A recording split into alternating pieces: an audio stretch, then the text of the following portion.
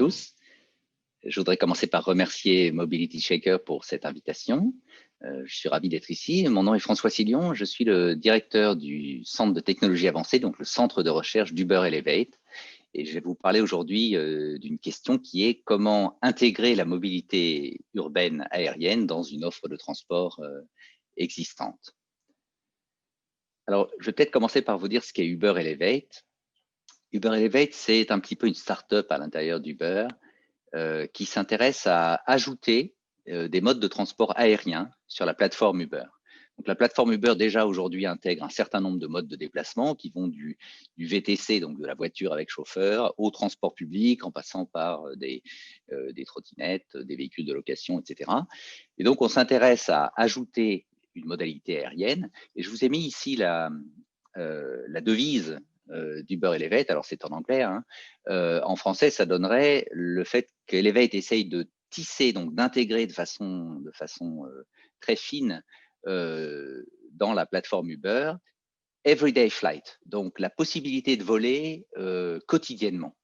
Qu'est-ce que ça veut dire quotidiennement ici? Ça veut dire rendre l'aérien quelque chose de simple, économique, utile.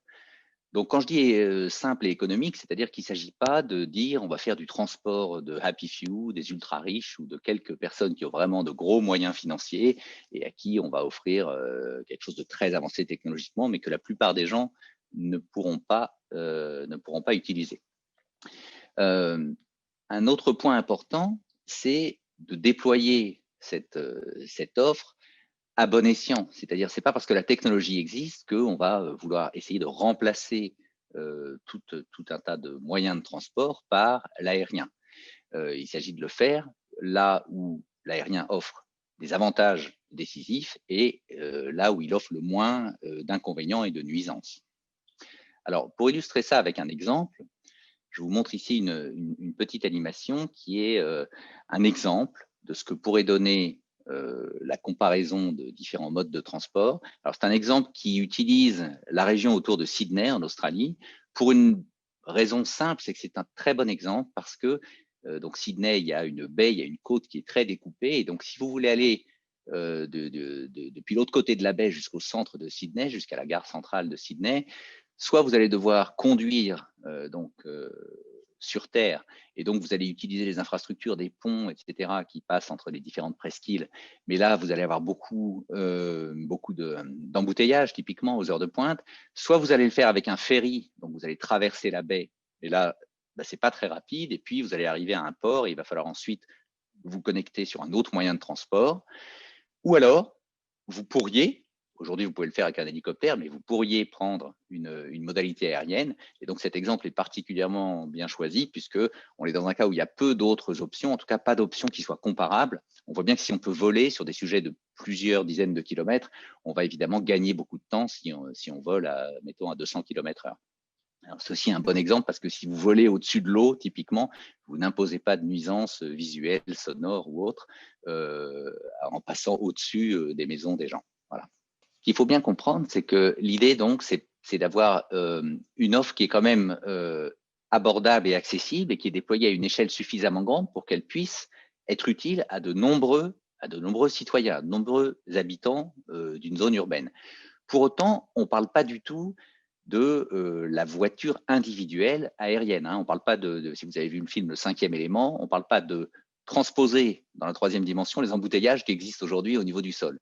Non, l'idée, c'est plutôt d'avoir un service de transport donc, qui utilise des flottes de véhicules, mais qui seront utilisés d'une façon très efficace. C'est-à-dire que, encore une fois, on veut favoriser le passage de la possession individuelle d'un véhicule à l'utilisation d'un service.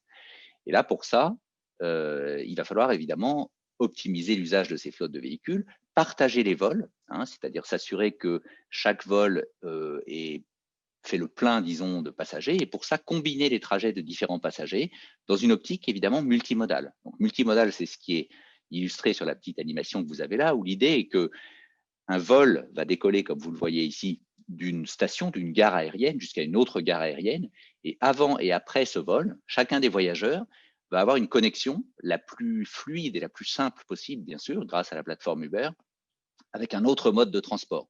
Alors, les modes qui sont représentés ici, c'est des VTC, des vélos. On pourrait très bien imaginer, bien sûr, que ce soit aussi un transport public. Alors, ceci étant, il faut bien savoir que quand on parle de mode de transport, de multimodalité en transport, il y a un obstacle qui est de nature psychologique et de confort ou d'inconfort plutôt des passagers. Et il y a une très forte résistance à changer de mode de transport. Si vous proposez à quelqu'un, si vous faites l'expérience de proposer un trajet où la personne n'aura pas besoin de changer de mode, mais qui va durer plus longtemps, on se rend compte que jusqu'à une certaine différence de temps, les gens vont préférer ne pas changer plutôt que d'avoir quelque chose qui est peut-être plus rapide, mais où il faut changer une fois ou deux de mode de transport. Donc on voit déjà que pour que ce genre de service puisse être vraiment efficace, il va falloir beaucoup travailler sur la fluidité et la facilité de cette multimodalité. Alors chez Uber, on a un atout, si je puis dire, c'est qu'on a déjà beaucoup d'informations sur les déplacements qui se font en zone urbaine, en tout cas là où on propose des services. Et donc, ça nous permet d'étudier la demande, le service qui pourrait être offert, le besoin qui s'exprime en termes de, par exemple, gare aérienne, où faudrait-il mettre ces gares aériennes, par exemple, et quel type, selon la localisation qu'on choisit pour ces gares aériennes, quel type de trajet aérien et de trajet terrestre, du coup, serait nécessaire. Donc, ce que vous avez ici, c'est une illustration sur la zone urbaine de Los Angeles, avec une hypothèse sur le nombre de gares aériennes, où on peut tester des configurations et essayer d'optimiser d'une certaine façon le placement de ces gares aériennes. Alors, bien évidemment, ce genre d'études devront prendre en compte les besoins et les politiques spécifiques des agglomérations. Par exemple, la densité des transports publics, l'existant en termes d'infrastructures de transport, de façon à adapter les choses et à, par exemple, fournir ce service aérien pour servir des zones qui aujourd'hui sont peut-être moins bien desservies en transport en commun parce que le coût des infrastructures pour le rail, par exemple, ou pour la voirie urbaine est beaucoup plus élevé que de simplement déployer une gare aérienne. Alors, de quoi est-ce qu'on a besoin pour déployer ce genre de service? Premièrement, il faut des aéronefs. Donc ça, c'est clair. Alors, effectivement, aujourd'hui, on a des technologies comme les hélicoptères qui peuvent opérer en milieu urbain ou à côté des milieux urbains, mais qui posent énormément de questions. Ils ont des nuisances sonores, ils polluent, ce sont des machines très chères et qui demandent énormément d'attention en termes de maintenance parce qu'il y a énormément de pièces critiques. Donc, nous, ce qu'on a fait, c'est sur la base de ce dimensionnement de services qu'on souhaiterait fournir, on est arrivé à exprimer un certain nombre de caractéristiques qui nous semblent nécessaires, en tout cas, pour pouvoir offrir ce service. Alors, pour ça, il nous faudrait des aéronefs qui soient électriques. Donc ça, c'est important parce que ça a une incidence directement sur le type d'infrastructure dont vous avez besoin. Est-ce qu'il faut amener du carburant ou est-ce qu'il faut des stations de recharge électrique?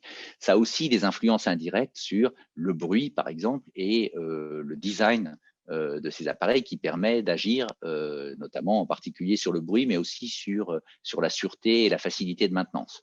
Donc ces appareils doivent être électriques. Bien évidemment, j'allais dire atterrissage et décollage vertical. Donc, je dis que c'est évident parce qu'en milieu urbain, on peut imaginer qu'on n'a pas envie d'être gêné par un décollage traditionnel horizontal. Et puis, donc, sur la base, encore une fois, d'une étude du marché potentiel, on a été amené à définir des capacités plus en termes de mission à remplir par ces aéronefs, en particulier sur la vitesse. Donc, vous voyez, au moins 150 miles par heure, donc 240 km/h, pouvoir emporter plusieurs passagers, donc un pilote et 3 ou 4 passagers, et puis être capable de faire des trajets sans problème avec les réserves nécessaires, etc., de l'ordre de 100 km. Alors, ceci dit, ce n'est pas Uber qui va fabriquer ces aéronefs, hein. Donc, on a aujourd'hui un certain nombre de partenariats. Vous avez ici les 8 partenaires officiels à date d'Uber Elevate. Il y en aura certainement d'autres. Et ce qui est intéressant de noter, c'est qu'il y a aujourd'hui un foisonnement d'initiatives pour le développement de ces appareils, donc on appelle eVTOL, hein, électrique à décollage et atterrissage vertical, vertical take-off and landing. Et donc, avec une exploration d'un espace de design qui est très grand. Parce qu'en 2 mots, à partir du moment où vous êtes électrique, vous avez la possibilité d'utiliser des composants plus simples, moins chers, moins bruyants, etc. Et donc, vous pouvez ajouter de la redondance, par exemple. Donc, ça, c'est intéressant en termes de sûreté. Vous pouvez agir sur le bruit. Et puis, vous pouvez rechercher différents équilibres entre la sustentation par une voilure, par exemple, et puis les capacités de décollage et d'atterrissage vertical en jouant sur comment dire, le type de rotor que vous utilisez. Donc ça, c'est très intéressant, et en particulier parce que ces véhicules seront électriques, ils vont pouvoir être zéro émission en vol. Bien sûr, ils ne sont verts ou environment friendly que dans la mesure où l'électricité que vous utilisez est elle-même produite de façon propre, mais ils vont être aussi beaucoup moins bruyants et ils vont être très sûrs à cause de cette redondance du fait que typiquement vous avez plusieurs rotors et donc plusieurs moteurs électriques. Alors, ce qui est intéressant, c'est qu'on a vu, ne serait-ce que cette année, par exemple en janvier, au Consumer Electronics Show de Las Vegas, Hyundai, qui est un gros constructeur automobile coréen, a annoncé des investissements importants pour développer ce type de véhicule.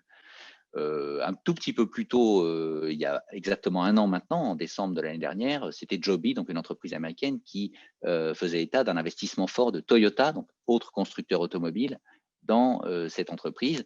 Et donc, vous voyez qu'il y a une convergence entre une exploration aujourd'hui de nouveaux designs aéronautiques pour ces véhicules et par exemple, de constructeurs automobiles et d'industriels qui s'intéressent à leur production. Donc ça, nous, évidemment, on s'en réjouit. Un autre besoin qu'on a pour développer ce service, c'est de disposer de ces gares aériennes. Donc pour ça, il faut des infrastructures adaptées. Ceci étant, il faut, j'allais dire, pas grand-chose en termes d'investissement. Ce n'est pas du tout le même investissement que de déployer un tramway ou un réseau ferré, etc. Il faut effectivement un espace suffisant. Il faut qu'il soit bien localisé en ville. Il faut minimiser les nuisances. Il faut être capable de gérer la recharge des véhicules. Mais si vous avez ici, vous avez un exemple d'une étude qui est faite par Hyundai, justement. Vous avez à peu près une centaine de mètres de côté, d'accord. Et là-dessus, vous pouvez construire l'équivalent d'un héliport, si vous voulez, mais adapté à ces appareils. Donc là aussi, notre approche est de dire qu'on va travailler en partenariat avec des développeurs, des communes, etc., qui se préoccupent de définir ces infrastructures. Et comme je l'ai dit tout à l'heure, si possible, de façon le plus complémentaire possible avec l'existant dans chaque ville. Alors, troisième élément très important, c'est tout ce qui est gestion de l'espace aérien.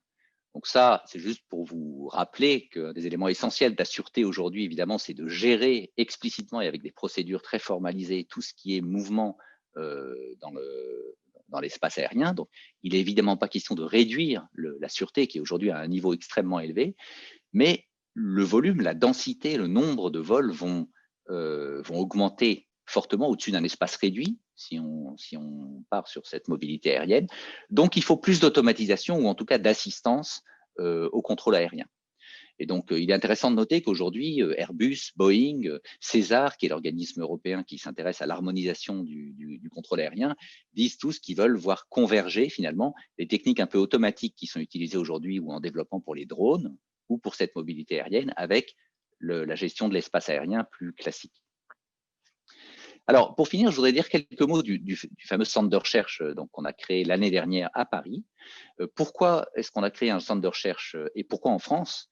Je peux peut-être répondre d'abord à cette question qui est qu'en France, il y a un existant, disons, en termes scientifiques et technologiques, aussi bien sur les secteurs numériques et intelligence artificielle que dans l'aéronautique, qui rendait, disons, l'implantation en Europe et en France particulièrement évidente. Alors, le mandat de ce centre de recherche, c'est de travailler sur le développement de toutes les technologies qui permettront un passage à l'échelle. Uber Elevate a annoncé des ambitions très fortes de pouvoir déployer un premier service commercial dès 2023, mais ça se fera encore à une échelle réduite. Pour pouvoir monter en densité et en nombre de vols, il y a un certain nombre de défis à relever. Je ne vais pas tous les commenter ici, mais je vais vous les afficher pour vous donner une idée. Un premier type de défi, c'est la sûreté de fonctionnement. Comment est-ce qu'on peut, sur des nouveaux systèmes comme cela, garantir, par exemple, aider à la future certification de ces véhicules électriques, ou bien travailler sur la sûreté du système, puisqu'il y aura donc de plus en plus d'automatisation. Un autre exemple, justement, est cette automatisation, pour lequel j'ai parlé de l'espace aérien. La gestion de cet espace aérien va être de plus en plus automatisée. Comment est-ce qu'on va explicitement gérer et fournir des garanties? Et puis, la répartition entre la supervision humaine et la supervision automatisée. Et enfin, Il y a beaucoup de questions d'optimisation pour affecter au mieux les ressources, pour remplir les appareils, et puis pour que ce service soit le plus fluide possible et le plus robuste à des aléas, des retards d'un passager ou d'un autre, une évolution de la météo, etc. Voilà, donc j'ai fait un tour très rapide et je vous remercie de votre attention.